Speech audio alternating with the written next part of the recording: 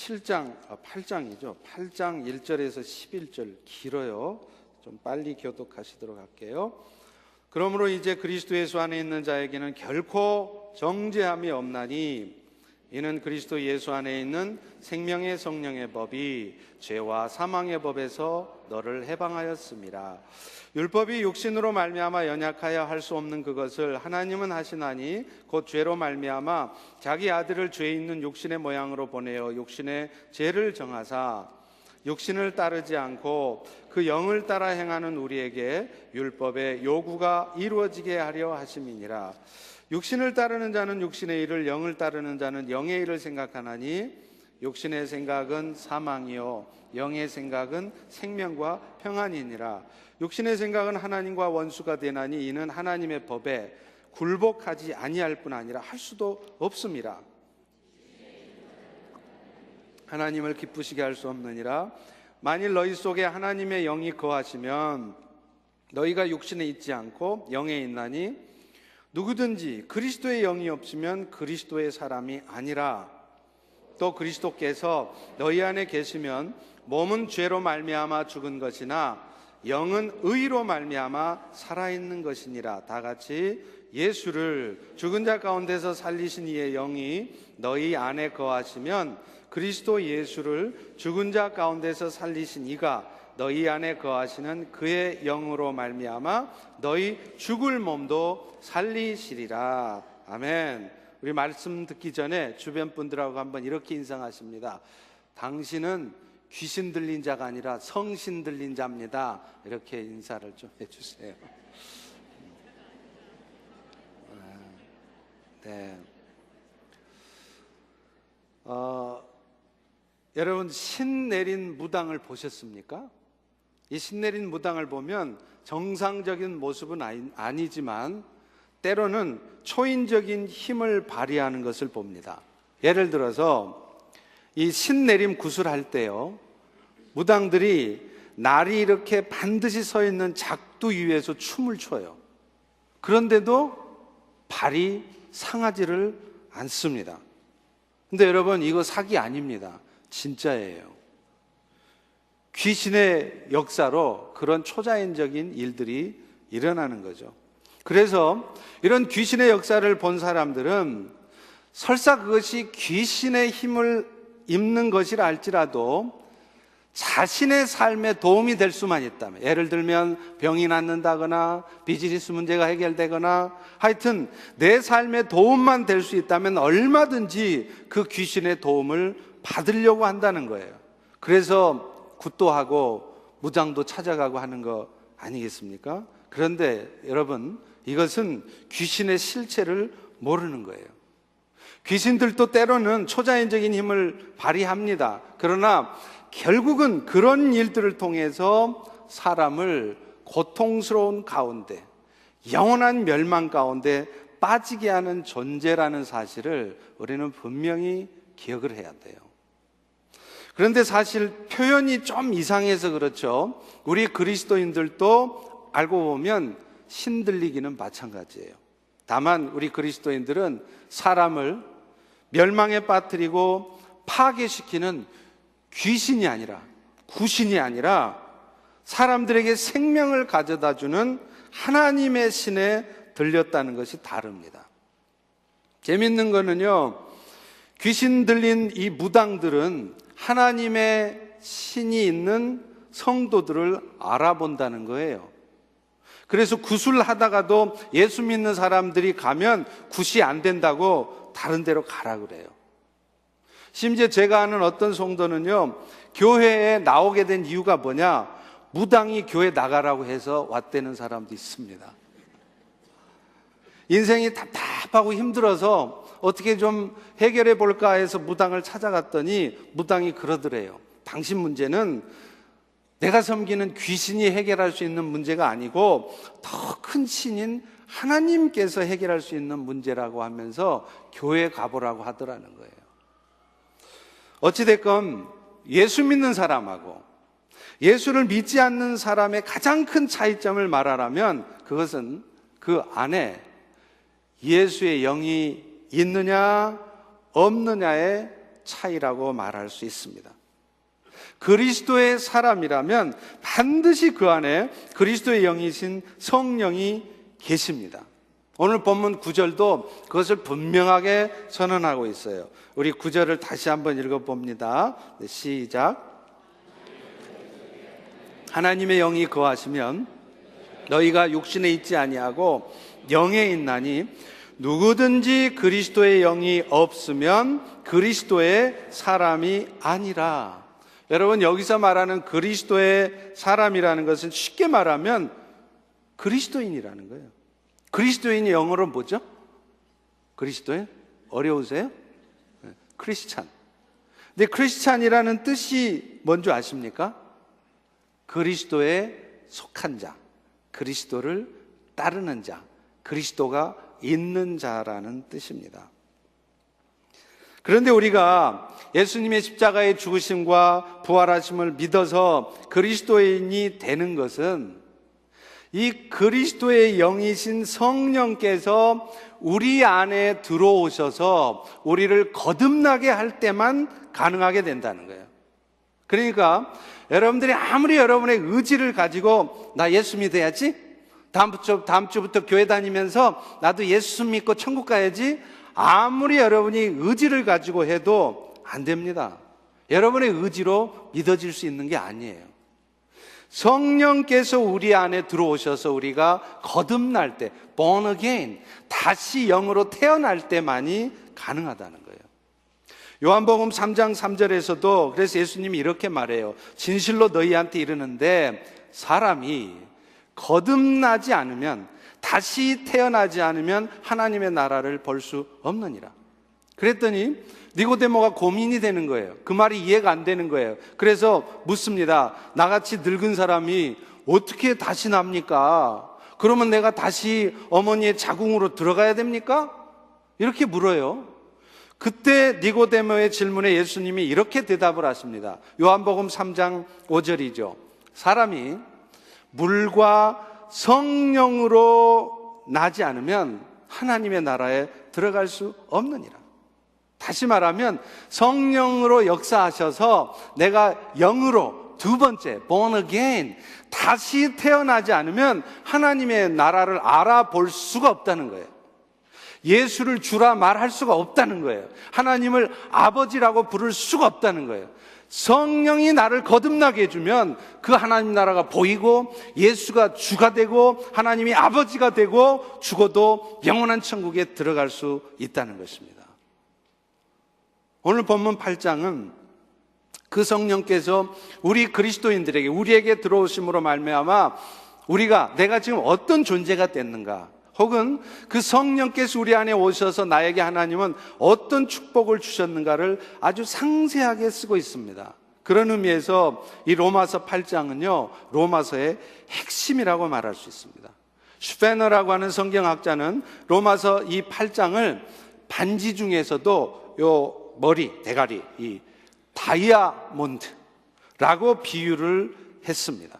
저도 여러분들에게 좀 권해드리고 싶은 것이, 무리가 되지 않으시면, 60세 이하이시면 이 로마서 8장을 암송하시기를 부탁드립니다.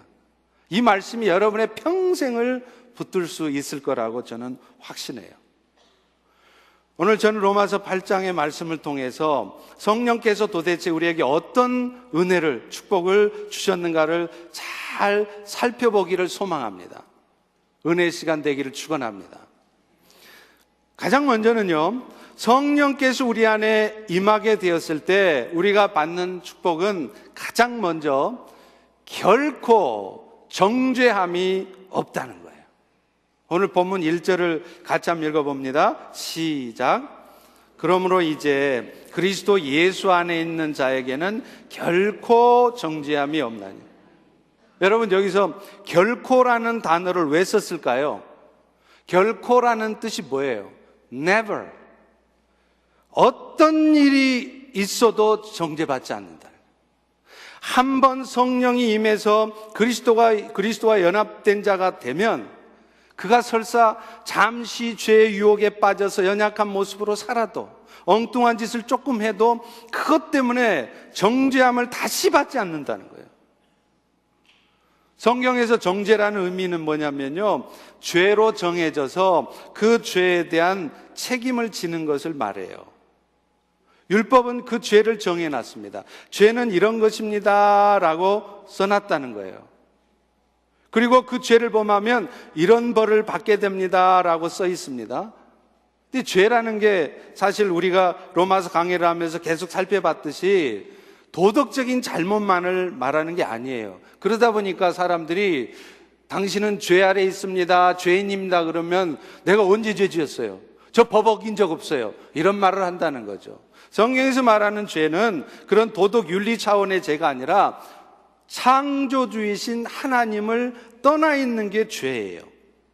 나를 지으시고 이 세상을 만드신 세상의 주인이신 하나님을 떠나 살면 그분이 아무리 도덕적으로 윤리적으로 나름대로는 깨끗하게 살아도 그분은 죄인입니다. 그리고 하나님을 떠난 사람들의 특성은 결국에는 마음의 죄품을 생각을 하고 살다가 어느 순간 여건이 환경이 되면 아무도 안 보고 있으면 결정적인 순간에 죄를 짓게 된다는 거죠. 그리고 그 죄의 결과 사람들은 이 땅에 살면서도 늘 염려해요. 늘 근심해요. 그러다가 결국 영원한 멸망에 처하게 된다는 겁니다. 창세기 3장 17절에 보면 하나님께 불순종함으로 죄를 범한 인간들에게 하나님이 어떤 벌을 내리시는가를 쓰고 있죠. 땅은 너로 말미암아 저주를 받아서 너는 평생 수고해야, 땀을 흘려야 먹고 살 수 있다. 그리고 그렇게 살다가 필경은 반드시 흙으로 돌아가서 영원한 멸망 가운데 처하게 돼 있다는 거예요. 여러분, 이거는요 세상 잘 살고 못 살고 문제가 아니에요. 어떤 인생을 살든지, 여러분이 부자로 살든지 이 세상을 가난하게 살든지 떵떵거리며 살든지 결국에는 죄 아래에 있는 인간은 이 땅을 살면서 늘 마음속에 염려가 있게 돼 있어요.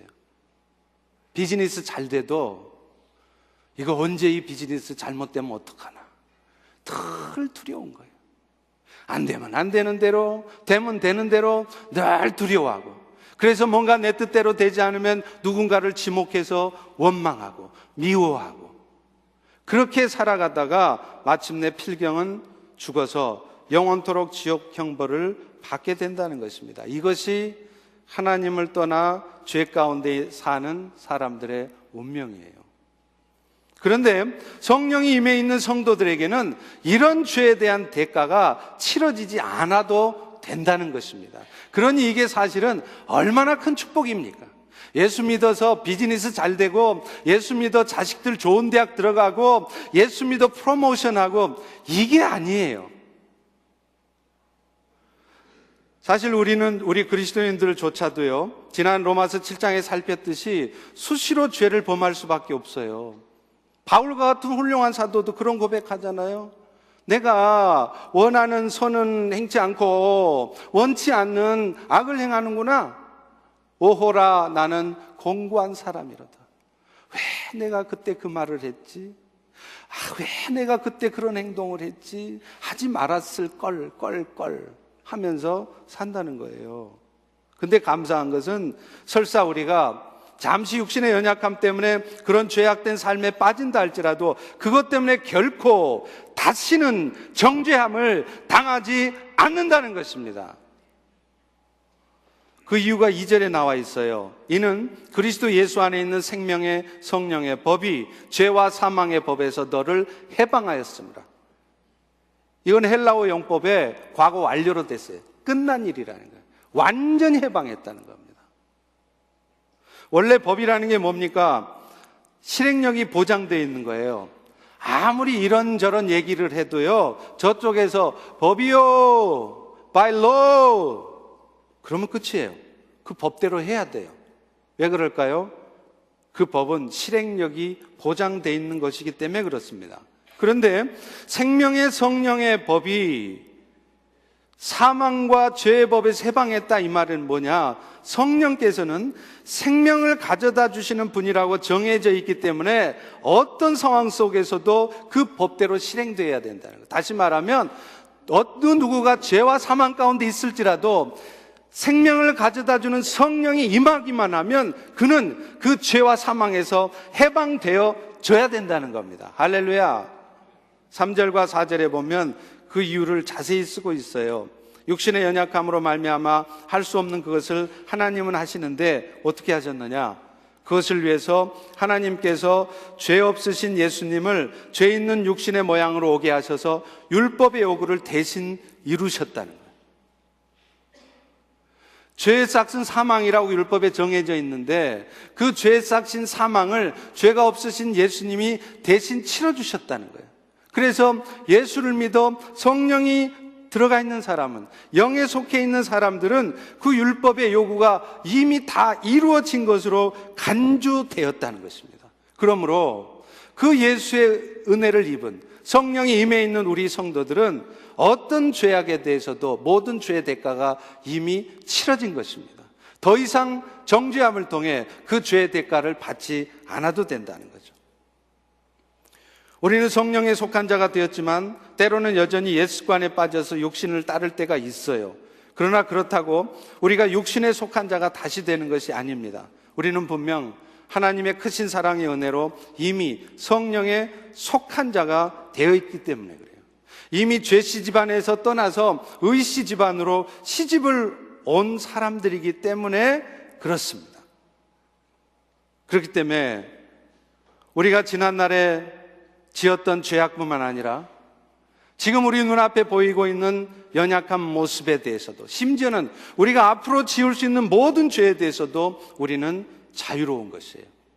그렇다면 죄를 마음대로 지어야 되느냐? 그럴 수 없죠. 그렇게 돼서도 안 되고 그럴 수도 없습니다. 근데 어찌됐건 가끔 보면은요, 자신이 지난날 연약한 삶을 살았을 때 지었던 죄에 대해서 늘 그 죄책감 가운데 사시는 분들이 있어요. 내가 그때 그런 짓을 하지 말았어야 되는데 그 일 때문에 누군가의 마음에 큰 상처를 주고 아픔을 줬던 게 늘 생각나니까 나는 나쁜 놈이야. 내가 그러지 말았어야 되는데, 그러면서 나 같은 놈이 무슨 주의 일이고 나 같은 놈이 무슨 교회고, 그 어둠에 계속 파묻혀 사는 거예요. 물론 지난날에 우리의 연약했던 삶에 대한 회개는 종종 필요합니다. 왜 그렇습니까? 그래야 우리가 겸손해지기 때문에 그래요. 예수의 은혜만 생각하면서 예수의 보혈로 우리 모두는 죄는 다 용서됐다, 그것만 생각하면 쉽게 또 다른 죄를 질 수 있게 되고 자신의 연약함을 하나님 앞에 고백하지 않게 돼요. 영적으로 교만해지고 온전한 삶을 살 수 없어요. 그래서 회개는 필요합니다. 그러나 그럴지라도 그것 때문에 죄책감에 사로잡혀서 어둠에 파묻혀서 살아서는 안 된다는 겁니다. 예레미야 31장 34절에 보면 내가 그들의 악행을 사하고 다시는 그 죄를 기억하지 아니하리라. 지난날 그리스도의 영이 임하기 전에 죄악된 삶에 대해서 성령께서는 정죄함 받지 않도록 여러분 모두를, 우리 모두를 자유케 하셨습니다. 할렐루야. 근데요, 성령이 거하시는 그리스도인들에게 정죄함이 없게 되는 이 축복은 사실은요, 내 자신에게만 있는 것이 아니라 또 다른 믿음의 형제들에게도 동일하게 있다는 거예요. 이 말은 무엇을 의미하느냐면 그리스도의 은총을 입은 형제를 향해서 어느 누구도 정죄할 수 없다는 것을 말을 하는 것입니다. 고린도전서 4장 5절에도 이렇게 말해요. 때가 이르기 전 주님께서 오시기까지는 아무것도 판단하지 말라. 그가 어둠에 감추인 것들을 다 드러내고 그 사람이 어떤 악한 속마음을 가졌는지 그 마음의 뜻도 다 나타내실 것이니까 그때까지는 너희는 판단하지 말고 정죄하지 말라, 이렇게 말을 한다는 거예요. 우리는 어느 누구도 형제의 연약함에 대해서 판단하거나 정죄할 자격이 없습니다. 그 일은 주님께서 하실 일이기 때문에 그래요. 내가 그를 정죄하는 순간 내가 곧 하나님이 되는 것입니다. 교만이라는 게 딴 게 아니에요. 사람들 앞에서 잘난 척하는 게 교만이 아니라 내가 하나님으로 사는 거예요.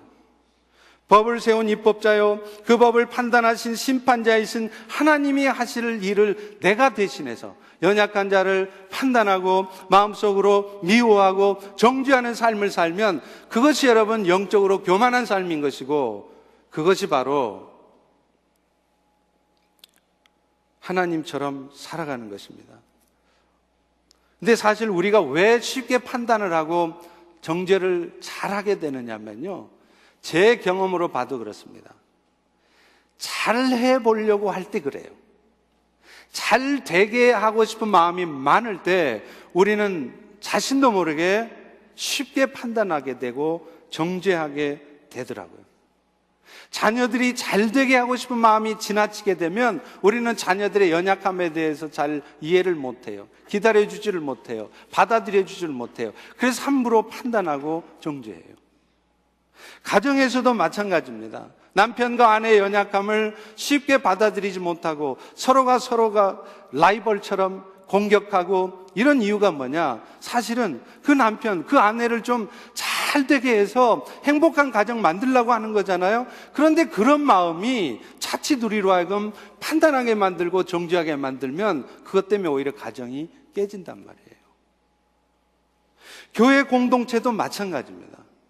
교회가 잘 되게 하고 싶은 마음이 지나치다 보면 나도 모르게 연약한 지체, 뭔가 잘못돼 가고 있는 지체에 대해서 우리는 마음속으로 안 그러고 싶은데도 쉽게 판단하고 정죄하게 된단 말이에요.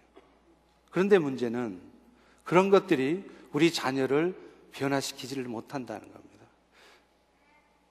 그런 것이 가정을 회복시키지 못하고 교회를 더 은혜가 넘치는 부흥하는 교회로 만들어내지를 못한다는 거예요. 마태복음 7장 1절에서부터 3절까지 예수님은 이렇게 말씀을 하십니다. 비판을 받지 않으려거든 비판하지 말라. 너희가 비판하는 그 비판으로 너희가 비판을 받을 것이요, 너희가 헤아리는 그 헤아림으로 너희가 헤아림을 받을 것이니라. 어찌하여 형제의 눈 속에 있는 티는 보고 네 눈 속에 있는 들보는 깨닫지 못하느냐. 사실 너나 할 것 없이 우리 모두가 다 그런 성향이 있어요. 내가 다른 사람을 판단하고 정죄할 때 정작 우리 자신을 돌아보아도 내 안에도 남들이 나를 판단할 만한 그런 연약한 모습이 많이 있습니다. 그런데도 우리는 순간 입법자가 되고 심판자가 돼서 형제의 티만 보게 되는 경우가 많다는 거예요. 성령께서 내 안에 계심으로 내가 정죄함 받지 않듯이 나도 연약해 보이는 형제를 똑같이 정죄하지 않아야 합니다. 미셔널 처치라는 것이 뭘까요? 세상 가운데 예수님을 나타내는 교회가, 그게 미셔널 처치예요.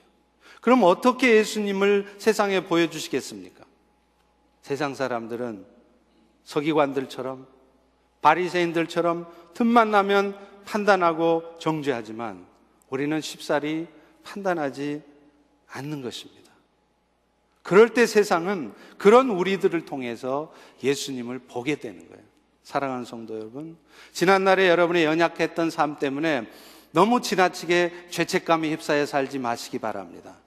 그리고 여러분 주변에 연약한 지체가 보일지라도 함부로 판단하고 정죄하지 마시기 바랍니다. 그것이 성령께서 우리에게 주신 은혜의 축복을 누리는 삶입니다. 두 번째는요, 성령 들린 자의 두 번째 특징은 이제는 육신의 정욕에 컨트롤되는 것이 아니라 영에 의해서 컨트롤된다는 거예요. 오늘 본문 9절도 분명히 이것을 말하잖아요. 너희가 육신에 있지 아니하고 영에 있나니. 여러분, 이 부분을 다른 번역본으로 보면 이렇게 번역이 될 수 있어요. 육신의 정욕에 의해서 조절되지 않고 성령에 의해 조절되나니. 근데 이 말씀 우리가 받아들일 때 오해하면 안 되는 것이, 그러면 우리는 성령이 한번 임하기만 하면 절대로 어떤 육신의 소욕을 따라 살지도 않고 오직 성령에 의해서만 컨트롤돼서 성령이 원하시는 일만 하는 것이냐? 그렇지 않아요.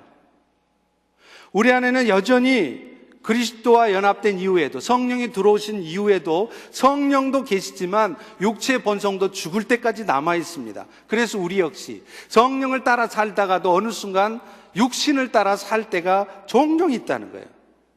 그러면 오늘 본문은 왜 우리를 성령에 의해서 조절되는 자라고 말하느냐? 이 말은 성령이 임한 성도들은 항상 성령의 소욕에만 이끌려 산다는 말이 아니라 여전히 육신의 욕심을 따라 살 때도 있지만 결국에는 성령을 따른 삶을 살게 되어 있다는 거예요. 왜냐하면 그 일을 위해서 여러분 안에 성령께서 하시는 일이 있기 때문에 그렇습니다. 사실 성령에 속한 성도들은요, 영의 생각을 하게 되고 결국에는 생명과 평안의 길을 가고자 하는 마음을 갖게 돼요. 안 가지려고 해도 갖게 돼요. 그게 성령이 들어온 사람들의 특성이에요. 이전에는 세상의 것들, 육신의 것들이 그렇게 좋았어요. 쾌락을 즐기고 싶었어요. 그런데 예수님을 영접하면, 정말로 영접하면요, 그게 재미가 없어져요. 저도 예수 믿고 나서 나타난 가장 두드러진 현상 중에 하나가 술을 별로 마시고 싶지가 않더라고요. 술을 안 마시는 게 아니라 못 마시는 거예요. 물론 이전에도 이렇게 술을 곤두레 만두레 막 이렇게 퍼먹고 그런 사람은 아니었습니다. 오해하지는 마시고요. 술을 즐겨 마셨지만 성령이 딱 들어오니까요, 그냥 술을 안 마셔야지, 참아야지, 그게 아니에요. 술을 아예 마시고 싶지가 않아지는 거예요. 그것이 성령이 들어온 사람들의 특성이라는 것입니다. 예수가 들어오면은요, 죄 한번 지으려면 수고를 좀 하셔야 됩니다. 이 말이 무슨 말이냐? 이전에는 예수가 없을 때는요, 죄를 지어도요, 별로 가책이 없어요. 양심에 화인 맞은 사람처럼 죄를 지어도 이거 뭐가 죄인데? 아무 죄의식이 없어요. 그런데요, 성령이 그 안에 있는 사람들은 절대로 그럴 수 없습니다. 죄를 지으려고 그러면은요, 하루 종일 찜찜해요. 그래도 되나? 그리고 그 죄를 짓고 나면 내가 그러지 말았어야 되는데, 내가 그 말을 안 했어야 되는데, 그러면서 계속 마음에 거리낌을 갖는다는 거예요. 반면에 성령이 들어온 사람들은 선을 행하는 것이 재밌어집니다. 예전에는 교회 한번 나오려면 진짜 힘들었던 사람이 이제는요, 교회에 오는 것이 재밌어져요. 그래서 옛날에는 아내가 여보 오늘 주일날 교회 좀 갈까? 그러면 말도 못 꺼내게 하던 사람이 여보 오늘 교회 갈 거야? 그러면 아무 말 안 해. 그러면서 그러면 열심히, 그러면서 끌려오는 거예요. 그러면서 제일 뒤에 앉아가지고 말씀을 듣는 거예요. 들으면서 점점요 그 말씀이 귀에 들어와요. 그 다음 주가 되면 안 가고 싶은 마음 반, 가고 싶은 마음 반. 그러면서 또 어쩔 수 없이 끌려가다시피 해서 또 와서 또 가만히 들어요. 여러분, 이게 지금 성령이 여러분 안에 들어오셔서 일을 시작하셨다는 증거예요. 근데 문제는 이 과정에서 우리는 항상 순종하는 마음으로 성령의 인도하심을 따르는 것이 아니라는 거예요. 말씀드린 것처럼 어떤 때는 육신의 소욕에 이끌려 갈 때도 있어요. 한 몇 주 안에 따라서 못 이긴 척해서 교회 나가더니 어느 날은 또 갑자기 돌변하더니 여보 교회 갈 거야? 그러니까 내가 왜 교회 가야 된대? 하면서 또 갑자기 태도가 바뀌어요. 이런 일이 있다 이 말이에요. 다시 말하면 항상 교회 나오고 싶은 것이 아니라, 항상 말씀을 듣고 싶은 것이 아니라, 죄를 지으면 항상 마음속에 거리낌이 있는 것이 아니라 그렇지 않을 때도 있다는 거죠. 그럴 때 우리 안에 성령께서는요, 그런 여러분들의 모습에 안타까워하십니다. 이거를 신학 용어로 뭐라 그러냐면 성령님의 애통하심이라 그래요. 여러분도 여러분 자식들이 공부는 안 하고 맨날 저녁에 컴퓨터 게임이나 하고 마약이나 하고 그러면 여러분 속 상하시죠? 속 뒤집어지시죠? 애간장을 끓이시죠? 그게 애통한다는 거 아닙니까? 여러분이 성령님을 떠나서 세상을 향해서 육신을 향해서 죄를 자꾸 지으려고 그러면 성령께서 여러분을 보시고 여러분이 지금 갖고 있는 마음처럼 애통해 하신다는 거예요. 안타까워 하신다는 거예요. 그럴 때 성령께서 우리를 위해 사시는 일이 있어요. 뭔지 아세요? 우리로 하여금 하나님의 말씀을 듣게 하십니다. 그래서 하나님의 뜻이 무엇인지를 확인하게 하세요. 그래서 내가 지금 살아가고 있는 이 삶의 모습이 온전하지 않은 것이구나, 나는 이게 옳은 것인 줄 알았는데 잘못된 것이구나 하는 것을 깨닫게 하시는 거예요. 여러분, 제가 예배를 끝내고 나오면 가끔 어느 성도님들이 이런 말씀을 하세요. 목사님, 오늘 말씀은요 처음부터 끝까지 다 저한테 하시는 말씀이었어요. 이런 말씀을 하시는 분들이 종종 있어요. 심지어 어떤 분들은요 이런 생각을 해요. 저 목사님이 지금 내 사정을 알 리가 없는데 어떻게 내 상황을 다 알고 있는 것처럼 저렇게 말씀하시지? 혹시 지금 내 문제를 나도 모르는 사이에 내 아내나 혹은 남편이 혹은 오이코스 지체가 목사님한테 고자질한 거 아니야? 이런 생각을 하게 되는 경우가 있다는 거예요. 그럴 때 괜히 남편이나 아내나 오이코스 지체가 오해를 받습니다. 함부로 발설해서 목사님한테 다 꼬아바친 걸로요. 그런데 여러분, 그런 경험을 하게 되는 이유는 제가 여러분들의 상황을 속속들이 다 알고 있어서 그런 말씀을 전하는 게 아니에요. 성령께서 사랑하는 여러분들이 하나님이 기뻐하시는 삶을 살 수 있도록 깨닫게 하시고 싶으니까, 여러분들의 마음을 감동시키고 움직이고 싶으니까 여러분 귀에 들려지는 말씀, 여러분의 마음을 감동시키는 말씀을 듣게 하시는 것입니다. 제가 알아서 그러는 게 아니에요. 그런데요, 그렇게 계속 말씀을 하셔도 안타깝게도 계속해서 고집스럽게 빗나간 삶을 살고 있으면 우리 성령님은 끝까지 가만히 있지 않으십니다. 결국에는 징계의 칼을 드세요. 열왕기상 11장 9절에서 10절에 보면요, 하나님께서 솔로몬 왕에게 징계를 주셔서 나라가 둘로 쪼개지는 아픔을 겪게 하시는 이유에 대해서 설명하는 말씀이 나와요. 왜 그랬느냐? 솔로몬이 마음을 돌려 하나님을 떠남으로 여호와께서 그에게 진노하신지라.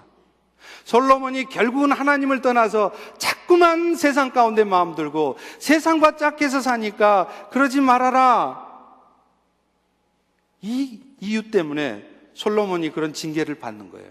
그런데 하나님은 그런 징계를, 나라가 쪼개지는 징계를 하루아침에 갑자기 솔로몬한테 던지지 않았습니다. 그 징계를 주시기 전에 2번 나타나셔서 이 일에 대하여 말씀하사 다른 신을 따르지 말라, 분명히 2번을 말씀하셨다는 거예요. 말씀해도 솔로몬이 안 들으니까 결국은 징계의 칼을 드셔서 나라가 둘로 쪼개지는 아픔을 겪게 하신 것입니다. 하나님은 오늘 우리의 삶에 주시는 징계의 모습도 육신의 질병으로 올 수도 있어요. 여러분의 경제, 비즈니스의 어려움으로 올 수도 있습니다. 모습은 다양하지만 이유는 하나입니다. 여러분의 자식들의 삶에 어떤 문제가 발생해서 그것 때문에 여러분의 마음이 힘든 상황도 마찬가지입니다. 결국은 우리로 하여금 성령을 쫓아 사는 자로 세우시려고 하는 거예요.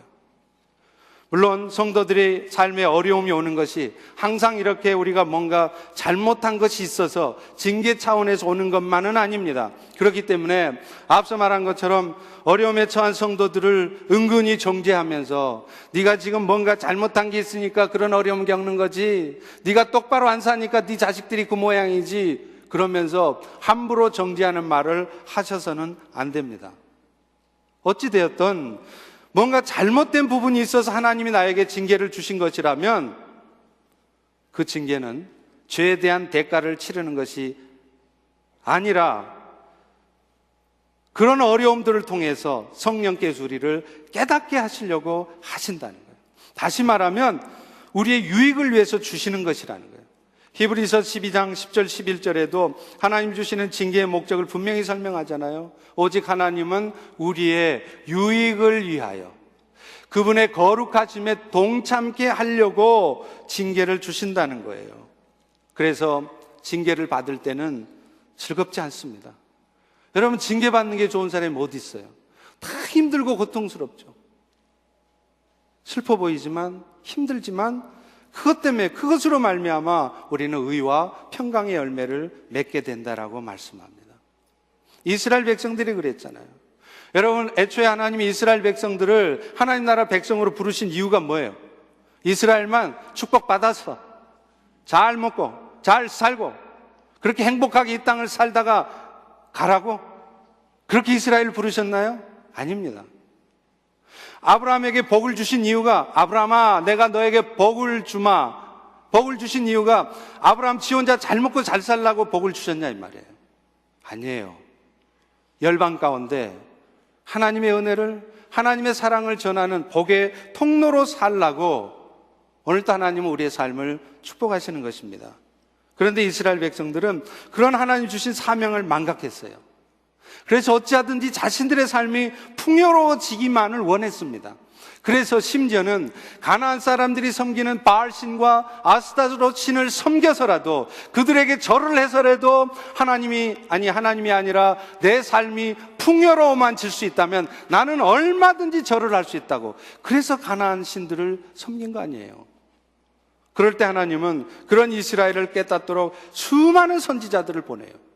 여러분, 이 구약 성경에 나오는 이 선지자들이 전부가 다 하나님을 향해 살지 않고 살아가는 그 이스라엘을 깨닫도록 하나님이 보내신 선지자의 말들입니다. 이사야서, 예레미야서, 호스겔이랬나? 에스겔, 호세아. 웃지 마세요. 그럴 때도 있어요. 이 수많은 선지자들이 대부분 이 타락한 이스라엘을 위해서 하나님 보내셨어요. 그런데 이스라엘 백성들은 그 선지자들의 말에 귀를 기울이지 않습니다. 목이 터져라 강단에서 예수 그리스도의 복음이 선포되어지고 그 복음에 합당한 성도의 삶이 어떤 삶인지 수도 없이 선포되어져도 한 귀로 듣고 한 귀로 흘리는 거예요. 예배당을 나가면 그것으로 끝인 거예요. 결국 하나님은 자기 백성 이스라엘 백성들이 그 잘못된 삶에서 돌이키도록 징계를 하십니다. 어떻게 해요? 이방 나라 바벨론에 의해서 하나님의 택한 백성 이스라엘이 멸망하게 하시는 거예요.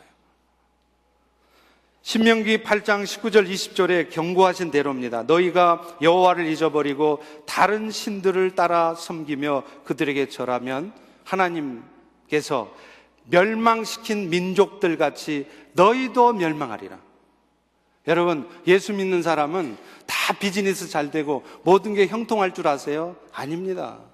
여러분들도 하나님의 뜻을 살지 않으면 어느 순간 하나님이 징계하실 때 세상 사람들이 망하는 것처럼 여러분의 비즈니스도 여러분의 삶도 망할 수 있다는 것을 기억하셔야 돼요.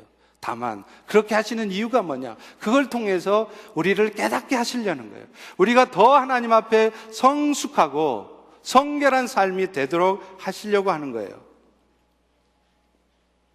결국 나라가 망하는 수치와 아픔을 겪고 나서야 이스라엘 백성들은 그제서야 깨닫습니다. 자신들이 하나님의 축복 가운데 있는 것이 얼마나 감사한 일이었는지, 그리고 하나님의 도성에서 하나님을 찬양하고 섬기는 일이 얼마나 감사한 일인지 깨달아요. 그리고 그들은 마침내 예루살렘으로 돌아왔을 때 그들이 가장 먼저 한 일이 무엇이었습니까? 무너져 있는 하나님의 성전을 세우는 것이었어요. 자기들이 살아야 될 집을 수리하고 리노베이션하고 내가 살아야 될 집을 고치는 것이 아니라 그들이 가장 먼저 한 일은 여호와의 전을 건축하는 일이었어요. 왜요? 철저히 깨달은 거예요. 철저히 깨달은 거예요. 하나님의 징계하심을 받고 나서야 인생이 내 뜻대로 되지 않는구나. 내가 노력하고 열심히 살면 내 인생 행복해질 줄 알았는데 내 마음대로 안 되는구나. 하나님의 은혜와 축복이 아니면 아무것도 아니구나. 그걸 철저히 깨달은 거예요. 요즘 한국의 경제 위기, 군사적인 위기가 있습니다. 왜 그럴까요? 하나님께서 이 마지막 때 우리 한국 민족을 제사장 나라로 사용하셔서 세계 선교의 일꾼들로 사용하고 싶으신데 한국 교회가 영적으로 몰락해 있는 거예요. 더 이상 한국 교회도 기도 소리가 나질 않습니다. 무너져 있어요. 정신 차리게 하는 거죠. 요즘 아이시스 때문에 미국뿐 아니라 서방 세계 전체가 골머리를 앓아요. 하나님께서는 이런 일들을 통해서 오늘날 서방교회, 우리 미국교회를 깨우시느라고 하시는 일이라고 생각합니다. 미국이 어떤 나라입니까? 퓨리탄, 청교도인들이 세운 나라 아니에요? 그래서 돈에도 이 미국이란 나라는 세상에 돈에도 In God we trust. 돈을 신으로 섬기지 말고 하나님을 신으로 섬기라고. In God we trust. 우리가 trust 해야 될 분은 돈이 아니라 신이라는 것을 1불짜리에서부터 100불짜리까지 다 써 있잖아요. 대통령이 취임 선서를 하면서 성경 위에다 손을 얹고 선서를 하는 이 나라가 오늘날 동성 간의 결혼을 합법화시키고 성경이 금하고 있는 일 아닙니까? 금검 전략하던 청교도 정신은 다 날아가 버리고 어떻게 하면 우리가 이 시대, 이 물질의 풍요만 누리며 살아갈 수 있을까 하고 타락해 가고 있는 거예요. 하나님은 그런 이 땅의 교회들을 깨우치시는 것입니다. 이 땅의 교회들에게 간절하게 하나님을 찾는 기도 소리가 다시 한번 울려 퍼지게 하시려는 거예요. 너무 안타까워요.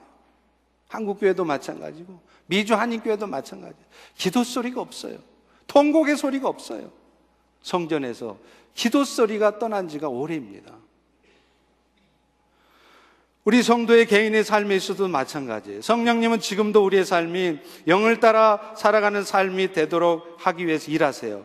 그것을 위해 우리의 육신의 삶에 축복을 하시기도 하지만 때로는 여러분이 더 이상 나갈 곳도 없고 완전히 두 손 두 발 들지 않으면 안 되는 그런 상황으로 몰고 가시기도 해요. 그런데 여러분, 그때가 바로 우리의 영혼이 새로워지는 때입니다.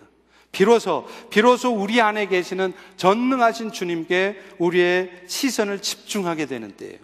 근데요, 예수를 믿어도 신앙생활을 해도요, 비즈니스 잘 되고 자식들 아무 문제 없고 잘 돼 보세요. 절대로 우리의 타락한 본성은 주님께 집중하지 않습니다. 기도 소리가 나지 않아요. 통곡 소리가 나지 않아요. 그래서 하나님은 때때로 가끔 한 번씩 우리 인생의 문제들을 탁 던져주시는 거예요. 그걸 통해서 주님께 우리의 시각을 집중하라는 겁니다. 나를 돌아보고 애통하는 심정으로 하나님 앞에 나아가라는 것이에요. 하나님은 오늘 또 우리의 삶이 생명과 평안의 길을 가는 삶이 될 수 있도록 일하고 계세요. 그리고 그 과정에서 오늘도 지금 여러분이 속상해하고 정말 힘들어하고 고통스러워하는 여러분의 삶이 있는 것입니다. 그러니 사랑하는 성도 여러분, 그런 여러분의 삶의 문제 때문에 너무 아파하시거나 너무 절망하시거나 좌절하지 마십시오. 그 일을 통해서 우리 주님은 반드시 여러분이 성령에 의해서 컨트롤되는 사람이 되게 하시고야 말 것입니다. 마지막으로요, 그리스도의 영이 거하는 자들은 몸은 비록 죄로 말미암아 멸망하지만 그 영은 살게 되어 있다는 거예요. 오늘 본문 11절에 보면 그것을 말씀하고 있습니다. 우리 11절 같이 한번 읽어보겠습니다. 시작. 너희 안에 거하시는 그의 영으로 말미암아 너희 죽을 몸도 살리시리라. 여러분, 우리 모두는 다 죽게 되어 있어요. 그렇지만 우리 육신의 몸은 죽지만 우리 몸에 있던 영혼은 죽지 않았습니다. 영원한 삶을 누린다는 거예요. 여러분, 그 사랑과 영혼이라는 영화 기억나세요? 네. 패트릭 스웨이지하고 데미 무어가 주연한 영화죠. 그 패트릭 스웨이지가 데미 무어가 이렇게 도자기를 빚고 있는데 뒤에서 이렇게 탁 백허그 하면서 우우우우우우 막 하면서 저는 그 장면이 잊을 수가 없어요. 너무 감동적이에요. 근데 그 영화에서 주인공이 패트릭 스웨이지가 강도의 총에 맞아 죽었을 때 그 영혼이 육체를 떠나는 장면이 나와요. 몸은 그대로 있는데 영혼이 육체에서 쭉 벗어져서 하늘로 가는 거예요. 여러분, 우리 죽음이라는 게 그런 거예요. 우리가 죽으면 육체도 죽고 영혼도 죽는 게 아닙니다. 우리 육체가 죽으면 그 순간 우리의 영혼은 육체를 떠나서 하나님께로 가는 거예요. 전도서 12장 7절에 이렇게 말해요. 흙은 땅으로 돌아가고 영은 그것을 주시는 하나님께로 돌아가니. 그러므로 우리 성도들은 죽음 앞에서도 당당할 수 있어야 돼요. 왜요? 우리 성도에게 있어서 육체적인 죽음은 그것으로 끝이 아니라는 거예요. 주님이 최종적인 심판을 위해서 이 땅에 오시는 날 우리 모두는 주님과 같은 영광의 형체로 변케 될 것이며 영원토록 그분과 함께 살게 될 것이기 때문입니다. 우리도 언젠가는 죽음을 맞아요. 여러분 너무 안타까워하지 마세요. 조금 일찍, 조금 늦게 가는 것 뿐입니다. 성도들에게 있어서 정말로 필요한 믿음은요, 주님께서 우리의 건강을 지켜주실 것이라는 믿음이 아니에요. 주님께서 우리의 질병을 치유하시고 회복시켜 줄 것이라는 믿음이 아닙니다. 물론 우리 주님은 그렇게도 하시지만 우리에게 정말 필요한 궁극적인 믿음은요, 비록 치료받지 못하고 죽게 된다 할지라도 나는 다시 영광스럽게 부활할 것이라는 믿음이에요. 그런 믿음을 가질 때만이 우리는 비로소 죽음을 두려워하지 않습니다. 어떤 상황 속에서도 견고하며 흔들림 없이 주의 일에 힘쓸 수 있는 거예요. 세상 살아가면서 죽음 문제 하나만 정리돼도 부담 많이 줄어들어요. 여러분, 우리가 인생 살면서 죽음 문제 때문에 얼마나 신경 많이 써요. 매사에 병 날까 봐 조심해야 되고 살펴야 할 것이 많습니다. 돈 들어가는 일도 많아요. 항상 건강검진 해야 되잖아요. 근데 여러분, 건강검진 같은 건 할 필요가 없다는 걸 말하려는 것이 아니라 건강 챙기는데 너무 돈을 많이 쓰고 건강 걱정하느라고 아무것도 못하는 상황이 생기는 것에 대해서 말하는 것입니다. 소위 건강염려증이라는 병이 있어요. 희한한 병이죠. 병은 병인데 실제 병은 없는데 자기 몸에 무슨 혹시 병이 있을까 봐 그게 염려스러운 병이에요. 그게 건강염려증이에요. 한국 사람들이 특별히 건강염려증이 많다네요. 세계 300개 나라 중에 건강보험을 가장 많이 활용하는 나라가, 그래서 병원을 가장 자주 가는 나라가 한국 사람이래요. 의료보험이 싸서가 아니에요. 건강염려증 때문에 그래요. 몸이 조금만 이상해도 혹시 암 생긴 거 아니야? 그래서 큰 병원 가서 검사 다 해봐야 머리끝에서도 발끝까지 스캔 해야 마음이 풀리는 거예요. 그런데 성도들이 부활의 소망을 갖고 예수님께서 우리 모두를 마지막 때에 일어나게 하셔서 우리 모두가 부활할 것이라는 믿음을 가지면 우리는 이런 두려움으로부터 진정으로 자유로울 수 있어요. 그래서 죽음 앞에서조차 당당할 수 있는 것입니다. 세상의 불교에서도 생사일여라고 그래서 삶과 죽음이 하나라고 말하면서 죽음을 두려워하지 않는 사람도 있는데, 우리는 죽어도 천국이요 영원한 나라가 기다리고 있는데, 그런 소망을 가진 우리 성도들이 죽음을 두려워하면서 아무것도 할 수 없게 된다면 그거 부끄러운 일 아닐까요? 소양 주기철 목사님은 일제 신사 참배를 거부하면서 옥중 생활을 하다가 순교하셨습니다. 하도 협박을 해도 안 들으니까 일제 경찰이 주 목사님을 마음 돌이키려고 풀어줬어요. 풀어주자마자 목사님은 집으로도 안 가시고 산정연교에 가셔서 마지막 성도들에게 설교를 하십니다. 사망아, 네가 이기는 것이 무엇이냐? 이 설교 끝나고 그분은 다시 당신 발로 감옥으로 들어가셨어요.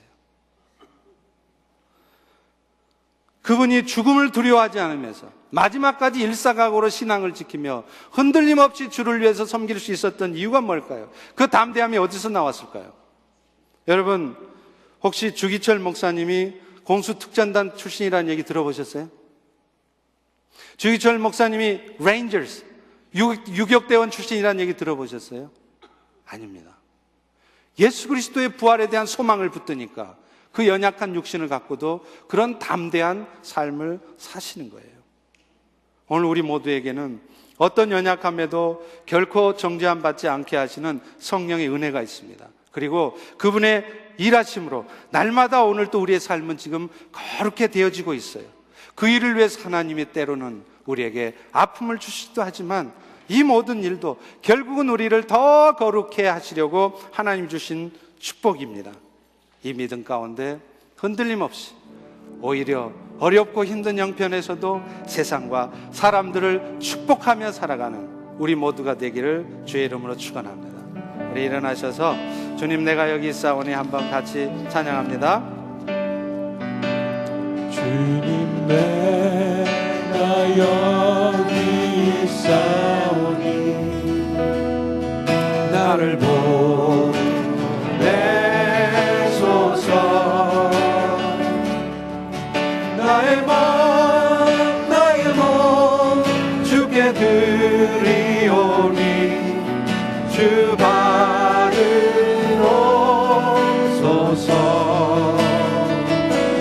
주님 내가 여기 있사오니 나를 써주소서. 가진 것 모두 다 주께 드리오니 주 받으소서.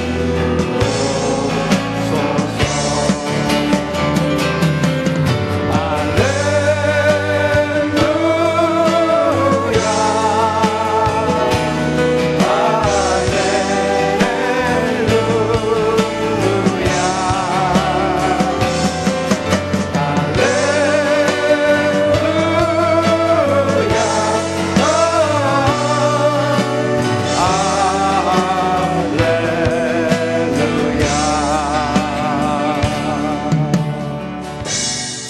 이 시간에 우리 한번 같이 기도하겠습니다. 오늘도 성령은 우리 안에 함께 거하십니다.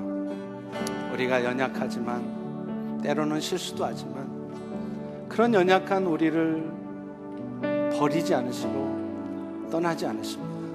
그래서 어찌하든지 우리가 하나님의 뜻에 합당한 자로 세워질 수 있도록 오늘도 일하고 계십니다. 그런 성령의 일하심 앞에 우리가 낙심하고 눈에 보이는 상황만 보면서 결론 내리지 말고 좌절하거나 실망하지 말고 하나님, 오늘도 주님이 일하고 계심을 붙듭니다. 우리 모두가 다시 일어서겠습니다.